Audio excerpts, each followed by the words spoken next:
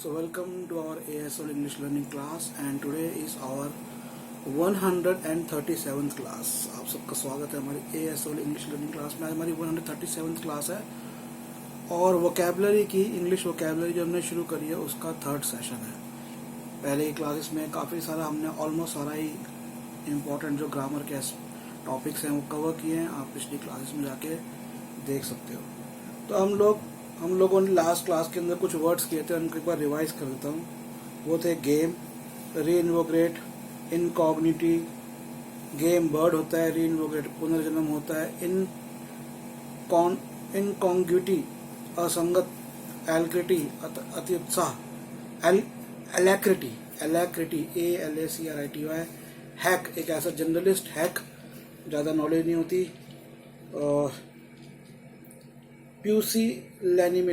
प्यूसिलैनिमिटी माने भीरू पन्ना, जैसे कहते हैं दब्बू पन्ना, भीरू पन्ना। ये फॉर्मल वर्ड है इसका, थोड़ा सा दब्बू पन्ने का। सप्लीकेशन अनुनय विनय, ज़्यादा हाथ पैर जोड़ना, सप्लीकेशन ये भी एक तरह का फॉर्मल वर्ड है। फिर वैसल किया हमने, जागीरदार का दास, और वैसल डम वो स्थिति जो जागीरदार के दास की होती है। डेफरेंस, तो ये डेफरेंस और सप्लीकेशन एक जैसे वर्ड है। डेफरेंस अस्वाभाविक, नम्रता कुछ ज़्यादा ही उसको नम्रता। फिर यूलॉजी किया, यूलॉजी माने प्रशंसा करना या फिर मृत्यु उपरांत जो उपदेश देते हो, आप स्पीच देते हो, वो कहना। किल्न KILN, किल्न माने ईंट का भट्टा। तो ये हमने वर्ड्स किए। तो एक इम्पॉर्टेंट सेंटेंस था, a person it is time to shed this culture of supplication of deference of vassaldom. इसमें 3 हमारे वर्ड सप्लीकेशन, डेफरेंस और वैसलडम कवर हो गए थे। और ये सारे वर्ड्स जो आजकल न्यूज़पेपर्स में राइटर्स जर्नलिस्ट लिख रहे हैं वो इम्पॉर्टेंट वर्ड्स है। हो सकता है आपके स्कूल या कॉलेज की स्टडीज़ में ये वर्ड्स ना है, कॉलेज की स्टडीज़ में तो आ जाएंगे, बट एटलीस्ट आपके छोटे लेवल पर। तो मैंने जैसे आप लोगों को बता रहा हूँ, जब मैंने आप लोगों को पढ़ाना शुरू किया तो मैंने हमेशा आप लोगों को डिफ़िकल्ट एस्पेक्ट पहले पकड़ा है, क्योंकि मेरा मानना ये है कि पहले डिफ़िकल्ट कर लो, इजी तो हो ही जाएगा। कई लोग इजी पहले पकड़ते हैं, लेकिन मैं पहले डिफ़िकल्ट पकड़ता हूँ। तो ऐसे ये वर्ड्स जो मैंने कहा कैटेगराइज किया अलग अलग कैटेगरीज में, और ये कुछ ऐसे वर्ड्स हैं जो कि हम नॉर्मली यूज़ नहीं करते, तो मैंने इसलिए इनको पहले चुना है। इससे पहले भी एक क्लास हुई थी जो फर्स्ट क्लास थी, उसमें भी इम्पोर्टेंट वर्ड्स है, वो भी आप देखना। चलो अब आज के वर्ड्स करते हैं, ठीक है। तो जो सेंटेंस था वो था, it's a time to shed this culture of supplication, ज़्यादा हाथ पैर जोड़ना, ऑफ डेफरेंस अनुनय विनय करने के, अस्वाभाविक रूप से विनम्रता, ऑफ वैसलडम दासता की स्थिति। अब आज देखते हैं सबसे पहले वर्ड, स्पेलिंग लिख लो, BROWBEAT, BROWBEAT। ये जो वोकैबुलरी वाला पार्ट है ना बच्चों, ये छोटे बच्चों के लिए भी इम्पोर्टेंट है, बड़े बच्चों के लिए भी, कॉलेज के बच्चों के लिए भी, और उनके लिए भी इम्पोर्टेंट है जो किसी एंट्रेंस एग्ज़ाम की, किसी भी एंट्रेंस एग्ज़ाम की तैयारी कर रहे हो, चाहे वो एडमिनिस्ट्रेटिव एग्ज़ाम्स हो, बैंकिंग एग्ज़ाम्स हो, बिजनेस स्कूल्स के एग्ज़ाम्स, सबके लिए ये इम्पॉर्टेंट है। So this classes are important for all of the students. और जो लोग इंग्लिश सीखना चाहते हैं, मीडिया के अंदर जो काम करना चाहते हैं, जर्नलिस्ट बनना चाहते हैं, राइटर जो बनना चाहते हैं, उन सबके लिए बहुत इम्पॉर्टेंट है ये पर्टिकुलरली जो वोकैबुलरी वाली क्लास है, क्योंकि वो वर्ड्स मैं खोज कर निकाल रहा हूँ जो जनरली हम लोग यूज़ नहीं करते, लिखने में ज़्यादा यूज होते हैं। तो स्पेलिंग है BROWBEAT। Browbeat, browbeat, BROWBEAT। ये वर्ब होता है ब्राउ बीट। ब्राउ बीट का मतलब है टू फ्राइटन और threaten somebody in order to make him her do something. तो थ्रेटन और फ्राइटन, किसी को धमकाना, थ्रेटन करना माने धमकाना, और फ्राइटन माने डराना, टू डू समथिंग कुछ काम करने के लिए किसी को डराना या धमकाना। ब्राउ बीट, BROWBEAT। एक सेंटेंस का पार्ट बताता हूँ आपको। To browbeat potential rivals, potential माने संभावी, राइवल्स माने आपके प्रतिस्पर्धी। टू ब्राउबीट माने डराना धमकाना कुछ काम करने के लिए। सर ब्राउबीट का मतलब क्या होता है?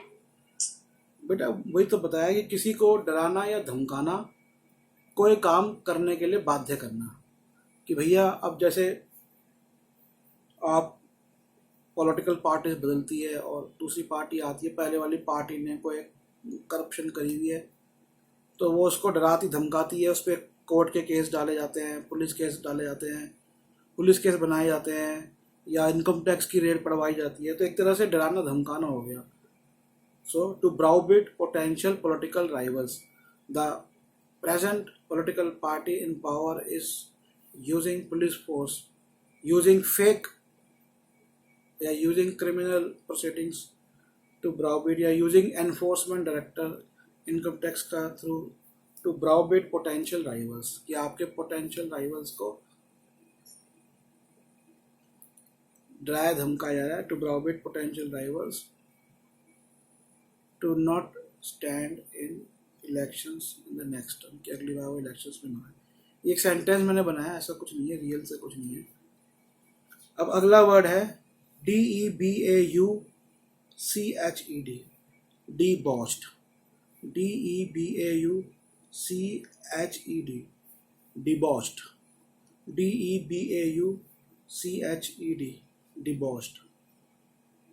ये एडजेक्टिव होता है, डिबॉस्ड। लिख लिया? DEBAUCHED। डिबॉस्ड का मतलब होता है behaving in A way that is immoral और अनएक्सेप्टेबल टू मोस्ट पीपल। एक ऐसे तरह से बर्ताव करना जो कि ज़्यादातर लोगों को पसंद नहीं है। आप भीड़ में खड़े हो, एक व्यक्ति खड़ा है और बड़े गंदे तरीके से थूक देता है, तो कैसा बिहेव किया उसने? ऐसा बिहेव किया जो कि अनएक्सेप्टेबल है। हम कहते हैं भाई महिलाओं से छेड़छाड़ी जो लोग करते हैं तो पब्लिकली, तो वो क्या होता है? इमोरल होता है, अनैतिक। तो अनैतिक या अस्वीकृत कार्य करना पब्लिक के अंदर, ठीक है, ऐसा बिहेव करना, इसे हम डिबॉस्ड बोलते हैं, ठीक है। Leading well of lives without being debased और एविल, एक सेंटेंस का पार्ट है, एग्जाम्पल दिया मैंने आपको। लीडिंग वेल ऑफ लाइव्स, कि आप अच्छे जिंदगी जी रहे हो, without being डिबॉस्ड, without being debased और एविल मतलब कोई डिबॉस्ड जैसा काम या बुरा काम, एविल मतलब बुरा काम नहीं कर रहे, अनैतिक। डिबॉस्ड को हम कह सकते हैं अस्वीकृत या अनैतिक वर्क पब्लिक में किया गया। अगला वर्ड है डेल्यूज, DELUGE, डेल्यूज। लिख लो, DELUGE, डेल्यूज। कहते हैं ना कि अचानक ही किसी चीज की बाढ़ आ गई हो, ये इस वर्ड का मीनिंग है, जो अलग अलग जगह, जरूरी नहीं कि बाढ़ आना, पानी की बाढ़ आना, इसका मतलब अचानक ही किसी भी चीज की, जरूरी नहीं कि पानी की, किसी भी चीज की बाढ़ आ गई हो। बाढ़ आ गई मतलब उसकी एक तरह से बहुत ज़्यादा क्वांटिटी प्रस्तुत हो गई है। जैसे चलो इसका इंग्लिश में मीनिंग बताता हूँ। A sudden very heavy fall of rain, a flood.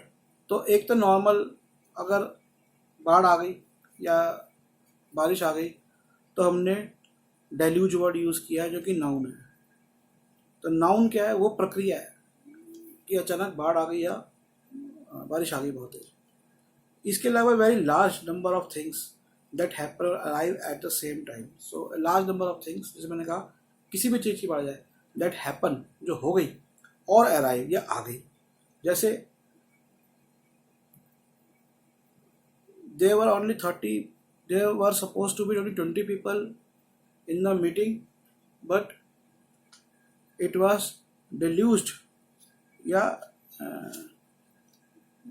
इसको ऐसे कहेंगे, it was but there was a deluge of 200 people की 20 या 30 पीपल की मीटिंग की, there was a deluge of 20 मतलब 200 पीपल मतलब 200 लोगों की बाढ़ आ गई एक तरह से। इसका वर्ब भी होता है ये। वर्ब क्या होता है? टू सेंड और give somebody something a very large quantity of something all at the same time. To send भेजना, और गिव समबडी देना, भेजना या देना किसी को, ए very large quantity of something all at the same time की बहुत बड़ी क्वांटिटी देना और एक ही समय में। इसका एग्जाम्पल देखो, a possible deluge of cases in the courts. तो ये जो मैंने एग्जाम्पल लिया है ये भी न्यूज़पेपर से लिया है, पॉसिबल डेल्यूज ऑफ केसेस। ठीक है, डेल्यूज्ड नहीं, क्योंकि ये कोई वर्ब नहीं है, डेल्यूज ही वर्ड रहेगा। ठीक है, इट्स ए नाउन। हाँ, अगर एज ए वर्ब हो रहा है तो डेल्यूज्ड हो सकता है। ठीक है, पॉसिबल डेल्यूज ऑफ केसेस, तो यहाँ पे जो है पॉसिबल डेल्यूज ऑफ केसेस माने केसेस की बाढ़ आ गई, एज ए नाउन यूज हुआ है। अगला वर्ड देखो, echelon. Echelon, okay, so the word is echelon, echelon, echelon,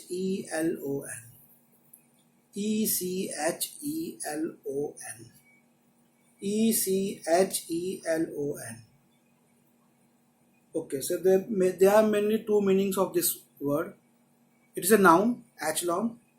The first meaning is a level of rank in an organization, a profession or society. समझ लो क्या meaning है। a level और rank, कोई भी संस्था में, कहीं पर भी, समाज में, संस्था में, कार्य में, जो एक पोजीशन होती है। जैसे एक्चुअली हमारे यहाँ पर जैसे समाज में जो अलग अलग वर्ग बने हुए, हम उसके लिए कास्ट वर्ड यूज करते हैं, बट अगर एक्चुअल वर्ड देखें तो है एचलॉन। और एचलॉन को समाज में नहीं, वो कहीं भी यूज हो सकता है। जैसे आपके ऑफिस में काम कर रहे हो, क्लर्क होता है, सब क्लर्क होता है, या अपर क्लर्क होता है, लोअर क्लर्क होता है, फिर असिस्टेंट्स होते हैं, सेक्शन ऑफिसर्स होते हैं, फिर सेक्रेटरी, अंडर सेक्रेटरी, सेक्रेटरी, ऐसे। तो they are echelons within an administrative system. In doctors field, जैसे आपका जूनियर डॉक्टर होते हैं, सीनियर डॉक्टर होते हैं, इट्स एचलियन। ठीक है। दूसरा इसका मीनिंग होता है मिलिट्री के अंदर, मिलिट्री से related, a formation of troops, ships, aircraft और vehicles in parallel rows with the end of each row projecting further than the one in front।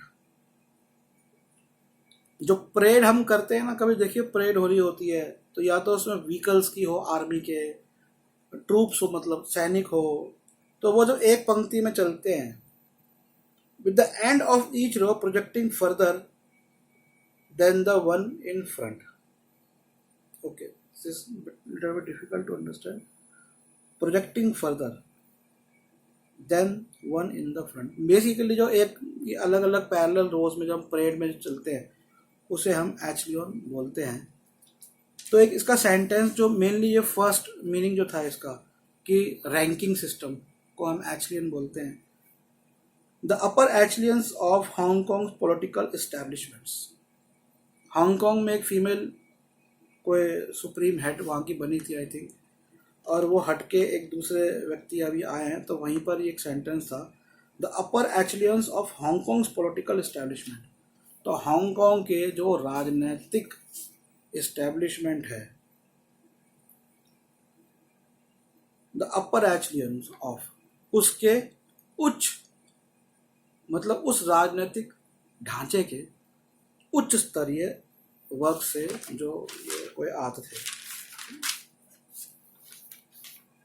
अगला वर्ड है, लिखो डॉडल, DAWDLE, डॉडल। है ना इंटरेस्टिंग वर्ड्स? कभी सुने हैं ये सब वर्ड्स? इंग्लिश में नॉर्मल पढ़ते होंगे, लेकिन मैंने भी नहीं सुने थे। DAWDLE। कुछ वर्ड सुने, जैसे एचलियन मेरे को पता था वर्ड, इसके अंदर डेल्यूज पता था, डिबॉन्च भी पता था, ब्राउबीट नहीं पता था, डिवॉन्श पता था, बट इन वर्ड्स को क्या होता है, because we don't use them frequently मतलब ज़्यादातर हम लोग यूज़ नहीं करते, उस वजह से ये दिमाग से खो जाते हैं। इनफैक्ट जो पहले वाले वर्ड किए थे जिसमें एलैक्रिटी एक वर्ड था, ये मैंने देखा, ये एलैक्रिटी में बता दूं किसने यूज़ किया है, राजदीप सरदेसाई जो जर्नलिस्ट है, टीवी पे भी आते हैं और हिंदुस्तान टाइम्स में न्यूज़पेपर में लिखते हैं, वो ये वर्ड उन्होंने एलैक्रिटी यूज़ किया है। तो डॉडल जो वर्ड है DAWDL, इसका मीनिंग देखो, to go somewhere very slowly, कहीं पर जाना बहुत धीमे से। अब इसका मतलब ये नहीं है कि कहीं पे धीरे से जाना, इसको ये भी कहा जाता है सुस्त रफ्तार, सुस्ती से काम करना, ये भी इसका मीनिंग होता है डॉडल। और जो ये वर्ड यूज हुआ एक सेंटेंस में, the courts dawdle on the numerous habeas corpus petition. Courts, court जो है डॉडल, डॉडल माने इन्होंने बहुत सुस्त हो गए, ये सेंटेंस है आर्टिकल से, on the habeas corpus petition. Habeas corpus petition क्या होती है, हैबस कॉर्पस होता है, मैं वैसे आपको मीनिंग बताया था, बड़े होंगे तो इसको करना, HABES habeas CORPS corpus. Habeas corpus का मतलब होता है टू डिटेन समवन अनलॉफुली और इम्प्रिजन समवन अनलॉफुली, कि आप कई बार क्या होता है पुलिस ऐसे उठा के ले जाती है और आप पर कोई एक्ट बनता ही नहीं है, कोई IPC की धारा ही नहीं लगती आप पर, और ऐसे केस में जब हम हाई कोर्ट में, सुप्रीम कोर्ट में एक पटिशन डालते हैं, आई थिंक सुप्रीम कोर्ट या हाई कोर्ट उसको एक्सेप्ट करता है, लोअर कोर्ट उसको एक्सेप्ट नहीं करती है जहाँ तक मेरा ध्यान है, तो वो 5 या 7 तरह की रिट पटिशंस होती हैं, उनमें से एक होती है habeas corpus, that you go to the higher judiciary and say that this person is unlawfully detained. तो ये एक सेंटेंस था, court dawdle on the habeas corpus petitions on the new. Court जो है इतने सारे लोगों को भारत में अनलॉफुली अदालतों में रखते हैं, ये इम्प्रिजन कर लेते हैं, जेलों में रखते हैं, और कोर्ट भी उस पर they dawdle on the numerous habeas corpus petitions. समझ में आ गया मीनिंग डॉडल का? बोलो। Yes, sir. चलो अच्छी बात है, बच्चों को समझ में आ गया तो बड़ों को तो समझ में आ जाएगा। अगला एक जो वर्ड है ना, ये बच्चों मैं एक्चुअली इतना इंग्लिश पोएट्री नहीं पढ़ा, मैं भी इसको समझाने थोड़ा सा आप लोगों को बता देता हूँ, आप लोग आगे अपने टीचर से या अपने प्रोफेसर से जरूर पूछेगा। वर्ड है IAMB, I am, IAMB I am, ये पोएट्री में यूज होता है।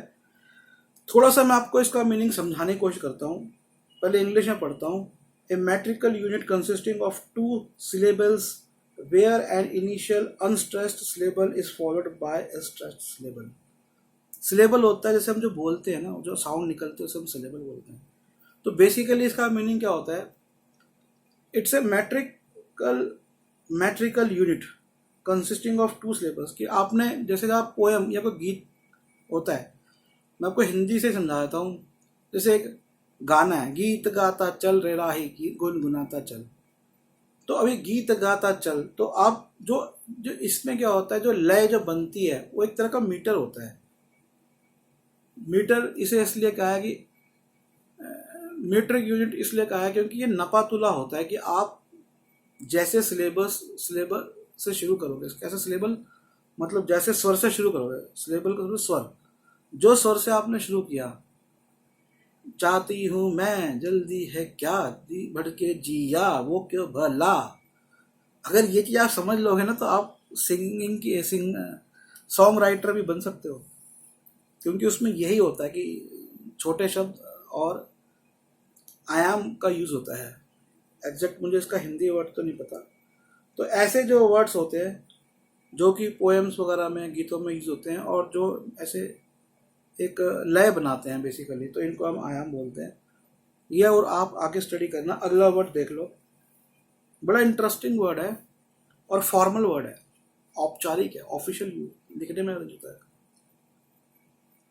आप लोगों ने लेटर तो सुना होगा कि भैया एक जनाब है वो लेटर लिखते हैं, ठीक है। अब कई बार आपने सोच देखा होगा क्या किया भी होगा कि लंबे लंबे लेटर्स, 10 पेजों के लेटर, 12 पेजों के लेटर। अब ऐसे लेटर का भी एक नाम है इंग्लिश में। लंबे पत्र का क्या नाम है?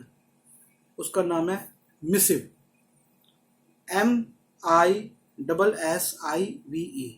Massive, MISSIVE।